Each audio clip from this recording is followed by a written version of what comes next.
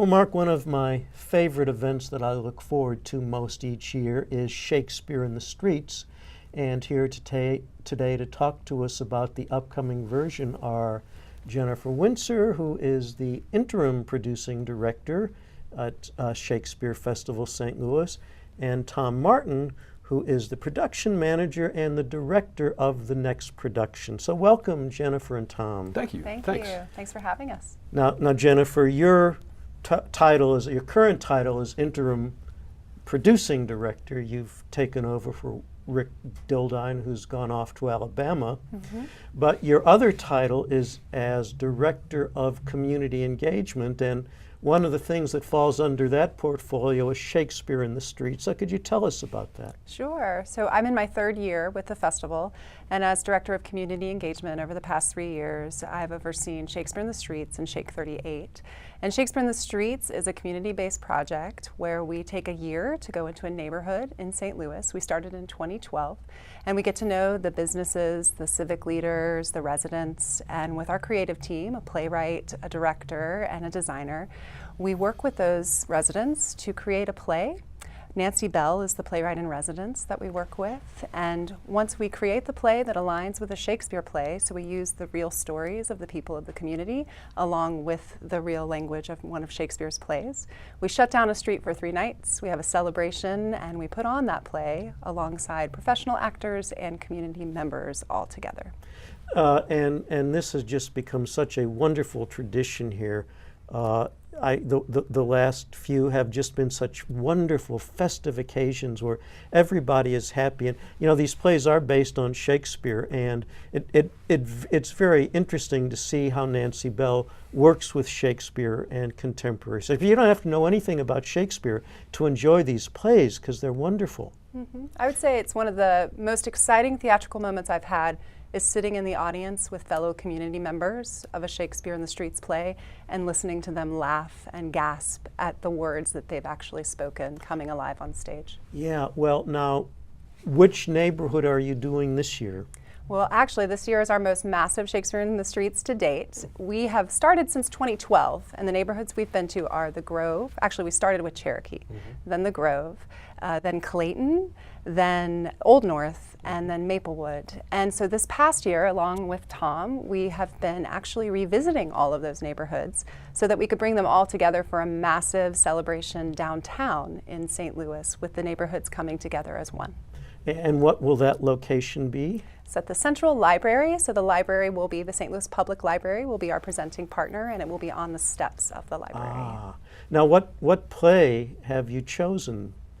So after a year's worth of conversations with past neighborhoods as well as some new ones along the way, a lot of themes came out that aligned with King Lear. So it will be our first tragedy this year, but there will be a great deal of hope and humor as well. Oh, well, that's very good. Now King Lear opens with a division of the kingdom.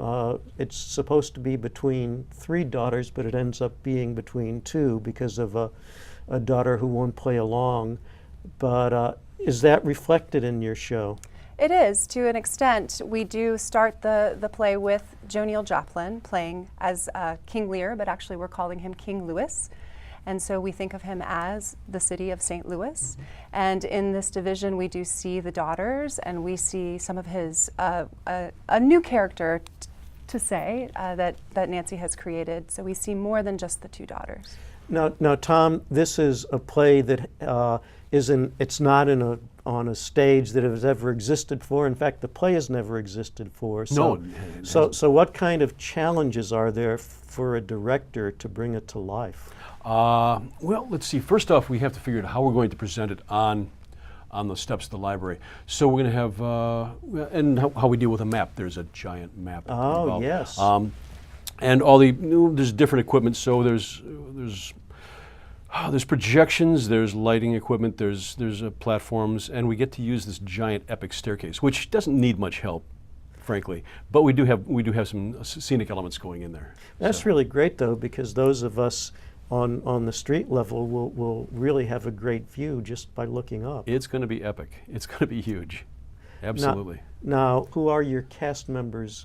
Well, we start with King Louis as Joneill Joplin, Joplin, as yeah. I said. We have Cordelia being played by Erin Roberts, Erin Renee Roberts. Mhm. And we have, let's see, Wendy Greenwood is playing Goneril. We have Katie Keating as Regan. And we can continue. We have 16 actors. There's a lot. There There's are a a lot. lot. Adam Flores will be playing the Fool, which is a really interesting part. That Michelle Hand is playing Kent. And Reggie Pierre is playing Edmund. Edmund in our version is now a son, a bastard son of Louis. So it's kind of twisted around. that's a in there. slightly Yeah, new yeah, character. yeah. Mhm. And so, so when the kingdom gets divided, he gets a little bit. So Now, does the city-county divide figure into this? all divides enter into it in some way. We're looking. One of the things that Nancy wanted to explore was borders. Things that we don't mention the city-county divide that much, but we do mention the South and the West and the North and the city itself. And it's about, so much of it is about borders, lines, divisions in ways that it affects our life, whether it's racially, geographically, financially, gender, age, so many different lines that borders. And I think, Nancy really talks about how this has come out of the conversations over the past year with different neighborhoods. It's definitely thoughts that she's heard and has found a way to really weave them into this beautiful story. Now, one of the things that I have found so enthralling, especially about the last couple or three Shakespeares in the Streets, is the festive atmosphere around the show as well as the show itself. Have you got anything planned for beforehand for those who arrive early? We do. We have pre-show music, which we should talk about. Lamar Harris, he's our musical director, and he's assembled anywhere from, what did you say, 6 to 10 musicians a night to be playing along with the show and original music, but as well as a pre-show. So you'll get to hear the stylings of Lamar at the top of the show. He promises guest musicians. So I'm thinking Stevie Wonder might show up. I think it's possible, but We won't know until we see it. I won't know until that night. So we'll be hearing his music before the show and during the show. Correct. And then the library, as our presenting partner, will have a kids crafts area. So there will be some themes highlighted in the crafts as well from the show. And then we will have some vendors, food trucks, so that you can have a bite to eat before the show as well. So there's plenty of reason to arrive early. There is. 6:30. 6:30. And now, Tom, you wear another hat in real life as a professor of theater at St. Louis University. I have a lot of hats. Yes, Jerry, I have a lot of hats.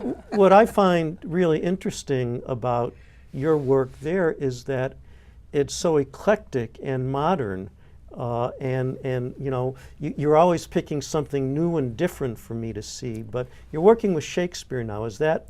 I'm working with Shakespeare, and I'm working with Nancy Bell, who is as eclectic and modern as you can possibly get. So it's a lovely mix. It brings in, I get to work with Shakespeare and Nancy Bell and this incredible cast and Lamar. I'm in hog heaven right now. This is I very can cool. hardly. And I got to mention too, our design team is phenomenal. John Wiley on lights, and we have the SPACs. So we have the A team. Is there anyone else you'd like to mention? Definitely. With this being the most massive Shakespeare in the Streets to date, we have a 60-person choir that is joining us from the Central Baptist Church, I believe it is, as well as Gentlemen of Vision, which is a step company of young men, and then followed with J.C. Krychek as our costume designer, who's been working with artists in the community to create the costumes for this large-scale event. Done on which date? September 15th through the 17th at 8 o'clock. Well, it's been wonderful having you. I can hardly wait. Yeah, it sounds like an outstanding show coming up. It will Thank be. you.